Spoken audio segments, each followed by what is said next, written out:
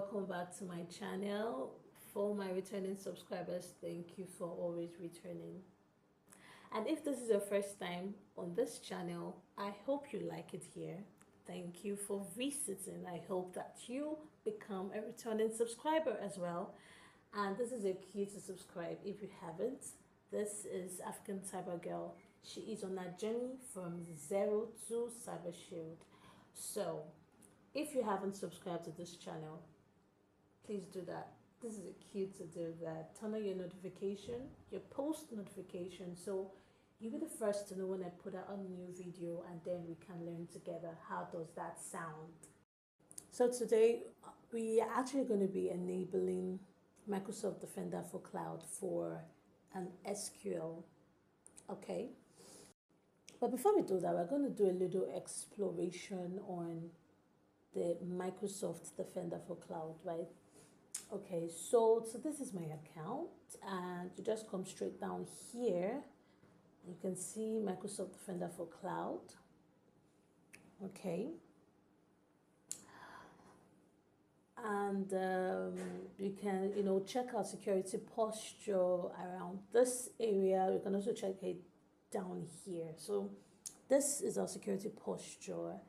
And what that means is that it's just how strong your overall security is at the moment. You can see it like a security health status.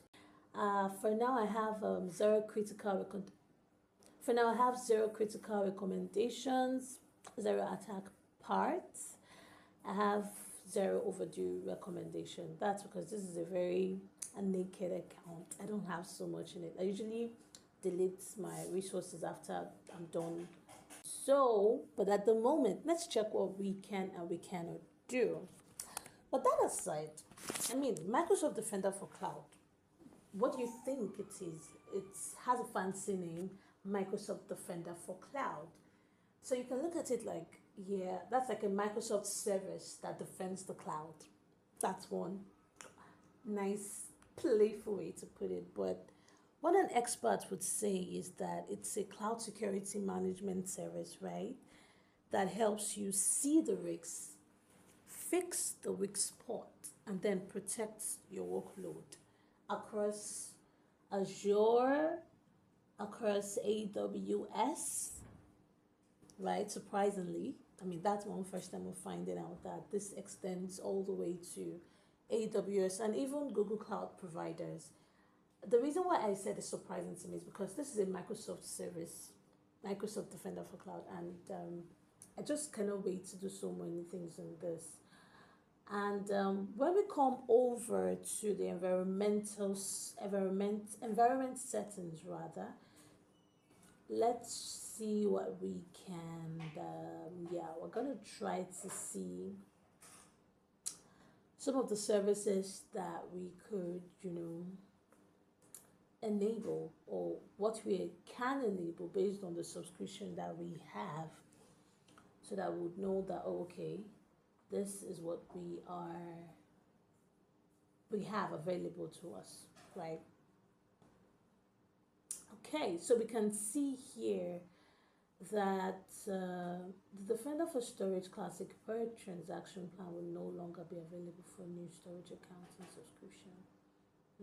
Okay, so you can enable all plans here, right? But I'll let you know that each of these things costs about some dollars every month.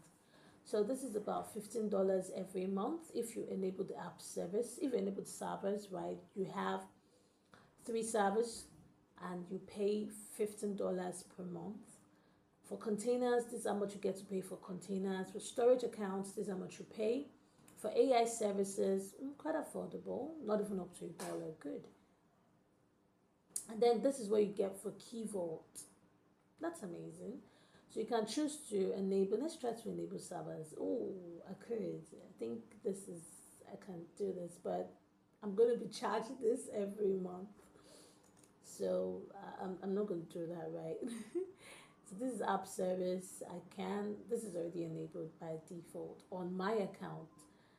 So, it may not be in yours, but yeah, this is what I have in mind. And I can enable databases if I want to, right? We're going to be doing MySQL, but let's just do this, okay? And okay, I just have to select types here. So for my SQL, this is the amount I get to pay. Same goes for SQL servers on machines, open source relational database, and Azure Cosmos DB. Okay, so let's continue. Quite a right, but I'm coming back to deactivate this. An action is required. Okay, well, updating plans. Let's see how that works.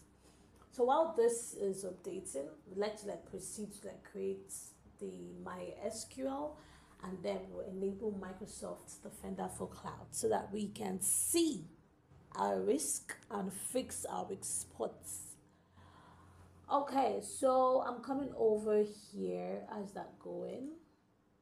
Okay, so that has been updated. So let's come over here. Let's come over here to my SQL database.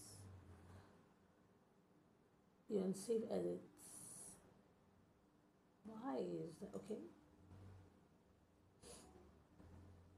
Okay, so we're going to be creating a new database here by SQL database, and then we are going to be right. So we're going to be creating a resource group, and I remember that when we did manage identities for MySQL, I mean, if you've not seen that video, this is your cue to. It's just one of those, videos right here in this playlist for Azure.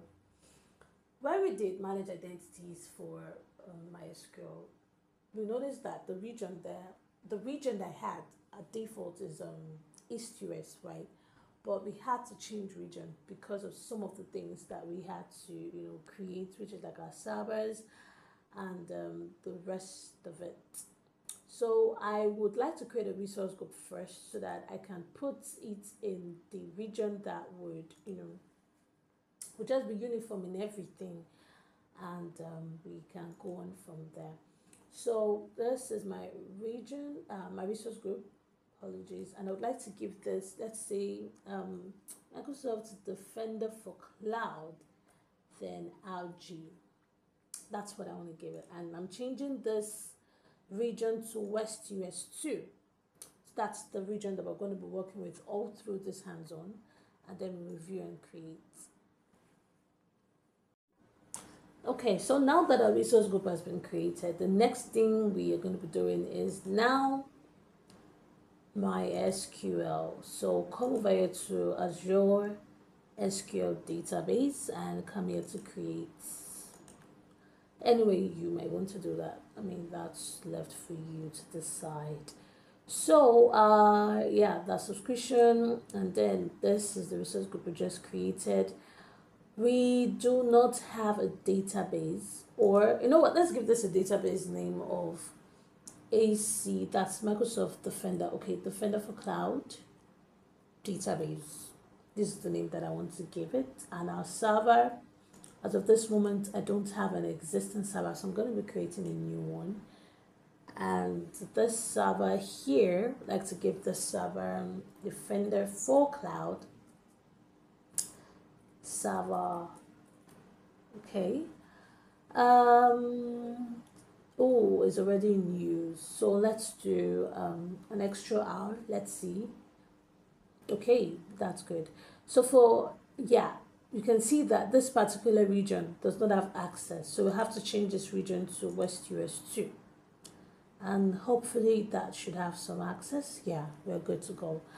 So we'll come over here for the admin here. We can give myself admin, right? Give myself the admin rights. Just come over here and select that. We're good. And go proceed here to OK.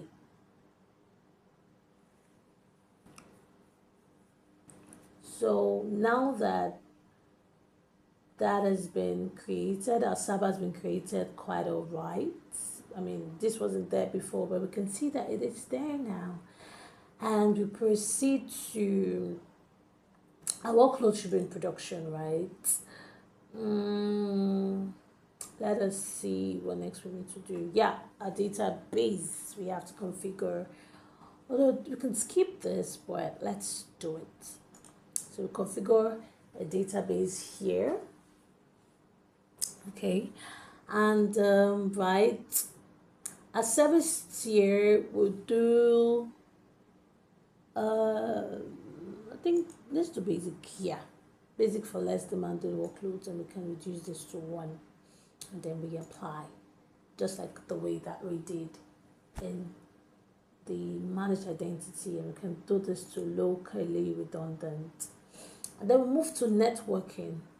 We do not have so much to do at all.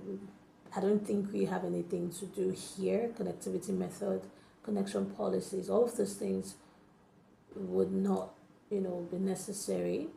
So this is where the work, right, begins, right? So you can come over here to enable, start a free trial, right? I will enable Microsoft Defender for SQL. And then that has been done. Move on to additional settings, move on to review and create. Oh, just want to go through the trouble and then review and create. And we can see that, yeah, we enabled Microsoft Defender for Cloud in this, and this is our bill for our monthly bill subscription, by the way. So we moving, and then we come here to create. I don't know how long this is going to take, but I'm not going to bore you guys by sitting you guys through all the long hours or minutes or seconds. I'm going to pause on this video, and then we'll come right back and see what we have created. You see that deployment is initializing. By the time we're back, it will be deployed completely.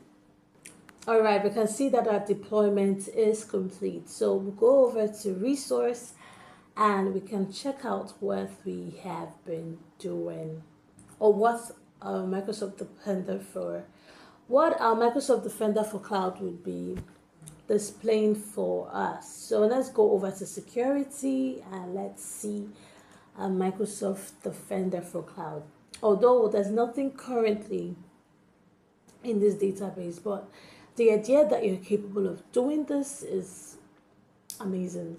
And you can see that Defender for Cloud offers so much, right? Key vault, servers, and that's pretty amazing, right? We can check for alerts on this resource. Okay, we can do that. We can also view recommendations, just recommendations that, they could, make our servers, be more secure and stuff, right? And we can, this is about Microsoft Defender for SQL, about Microsoft Defender for Cloud. So we can also configure, enable status, right? This is exploring, right? Let's begin to explore. Let's see how we can configure this. Server settings. So Microsoft Defender for SQL is on already. Vulnerability assessment settings and everything. So let's save this. Let's see if that is us enabling that. And let's see what's going to happen right after that. Okay, so saved, and we can go back, I think, right? Just checking it out. If anything is good, okay, nothing changed. So yeah, that is all for our video today. We've been able to enable Microsoft Defender for Cloud for MySQL. We can do this for every other service, right? And there's only so much. Based on how big your subscription is,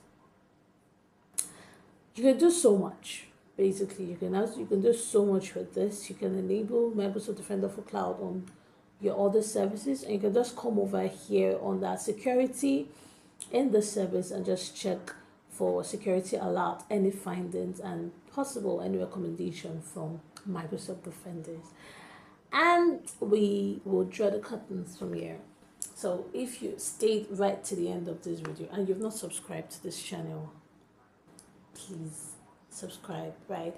I made an appreciation post on my LinkedIn last year. This is my first video for 2026. I made an appreciation post and I made a shout out to everybody that has subscribed to this channel. We're almost at the 50 subscribers, which is amazing, by the way. And I appreciate the steady growth. I appreciate the growth overall. And just be part of this journey and support me, support this channel. Like, right, share to your friends, family, share to anyone that you know that this would be useful for. And I'll see you next time in the next video.